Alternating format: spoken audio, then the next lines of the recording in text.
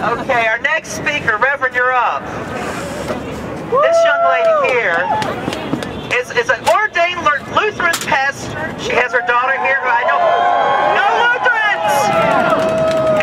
No Lutherans! Huh? Yeah, we were looking for a rabbi, but they were booked tonight. So we got us a good Lutheran from Romeoville, Illinois. Our Good Shepherd congregation, right? There you go. Here, now you hold both of them. Maybe your daughter can help you. First of all, there are gays in Romeoville. How about that? Actually, in the suburbs, right? So I wanted to be clear about what I said. Some of you may have heard me speak in the past. I usually speak with no notes off the cuff, but I didn't want to do that today. So, greetings, fellow justice seekers. Are there any justice seekers out there?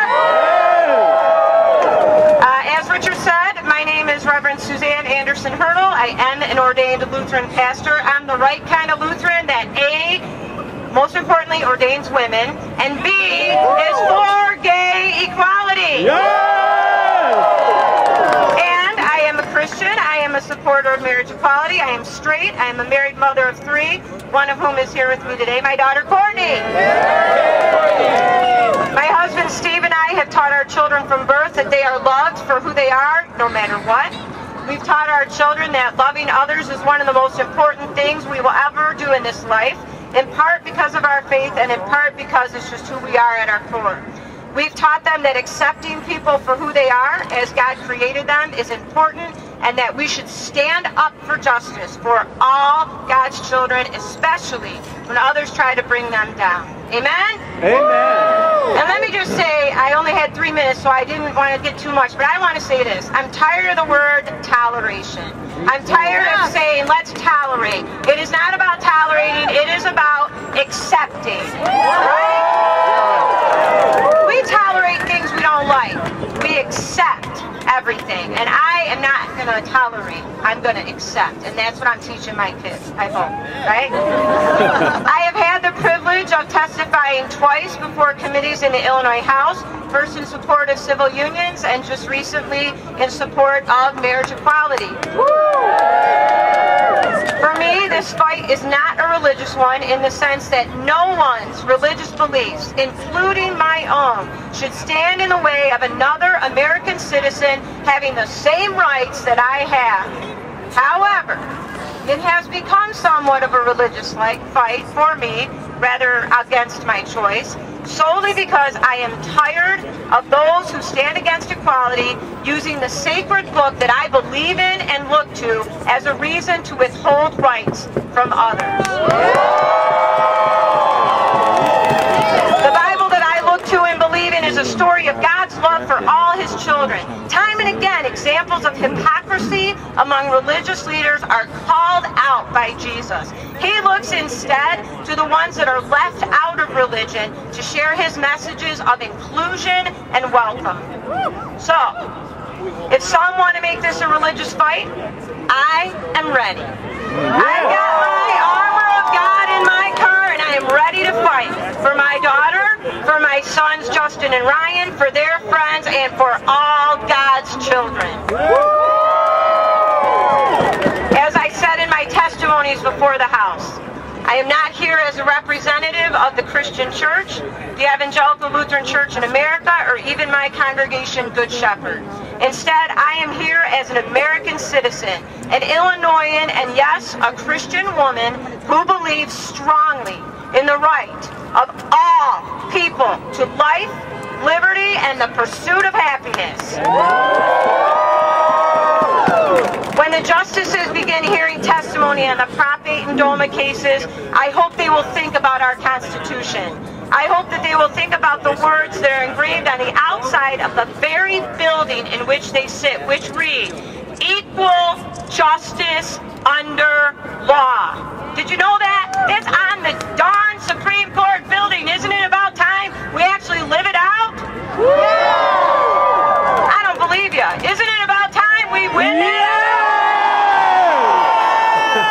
I hope that those justices think about the final words from the Pledge of Allegiance, which I'm sure they have recited many times, with liberty and justice for all. And it doesn't say some, it says for all.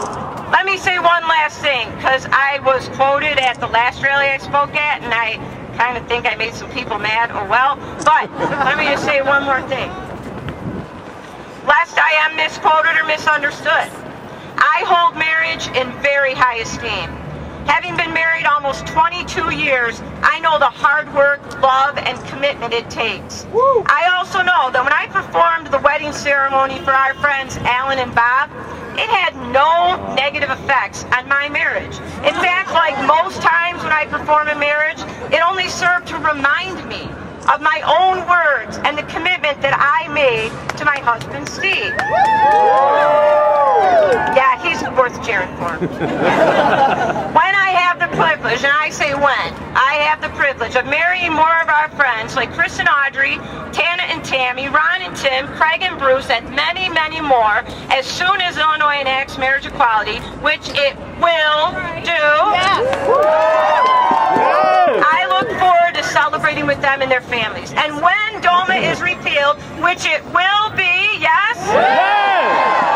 I will know that this country, or at least the major part of it, actually believes the words we value and hold up from our Declaration of Independence. We hold these truths to be self-evident, that all men, and dare I say women, are created equal, that they are endowed by their Creator with certain unalienable rights, that among these are life, liberty, and the pursuit of happiness. Amen. Amen. The time is now for these rights to be given to all American citizens who desire them, not just a select few who think they deserve them more than others, or who think they have a moral right to them above and beyond anyone else. My fight for this will continue, and I will continue to make my voice heard. Please know you have support. You have support and allies who care so much about you. Know that you are loved, because I know somewhere out here today there's someone who doesn't know that, or if you know it, you don't believe it. If you hear nothing else today, know that you are loved for who you are as God created you. Yes.